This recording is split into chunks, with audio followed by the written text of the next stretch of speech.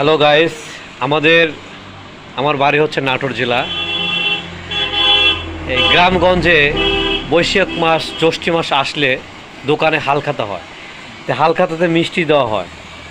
এই দেখতে পাচ্ছেন কিভাবে মিষ্টি প্যাকেট করা হচ্ছে। এই দেখুন মিষ্টি, হ্যাঁ এই যে অনেক সুন্দর মিষ্টি দেখতে পাচ্ছেন। এখন এই মিষ্টিটা এখান থেকে একটা আমি নেব। আপনার যদি মন চায় জানাবেন একটু, এই মিষ্টিটা আমি খাবো। আর প্রতিটা কাস্টমার এরকম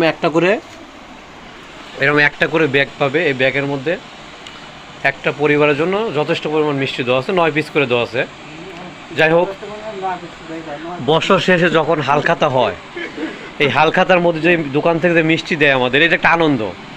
এটা গ্রামে যারা থাকে তারা জানবে, আর যারা শহরে বসবাস করেন তারা হয়তো হালখাতা সম্বন্ধে আপনার ধারণা নেই। গ্রামে আসে দেখুন যে আসলে আমি যেটা বলছি এটা মজা আছে। হালখাতা দোকানে যখন হালখাতা করতে আসি, সাথে যদি একটা বাচ্চা থাকে, এই যে হালখাতার প্যাকেটে যখন ওই বাচ্চার হাতে ধরিয়ে দেওয়া হয়, এই যে একটা আনন্দের অনুভূতি, এটা যে একটা অনুপ্রেরণা, এটা আপনারা বুঝবেন না, কারণ আপনারা শহরে থাকেন। একটু গ্রামে আসুন। যাই হোক, সবাই ভালো থাকবেন।